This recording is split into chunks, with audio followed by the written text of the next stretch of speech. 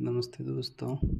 बिना मात्रा के दो अक्षर वाले शब्द जो छोटे बच्चों के लिए बहुत ही उपयोगी है, जैसे क प, ज ल, घ र, म न, ज प, त न, ड र, फ ल, ट न, अ ब, ह म, अ ब, व न, व ट, व र, र ब, ब ल, ह ल, ह र, क म, ख त, ग ज,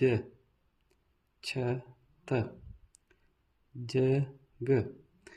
इस प्रकार से बच्चे बहुत आसानी से और सरल तरीके से देख देख कर बिना मात्रा वाले अक्षर का अभ्यास कर सकते हैं।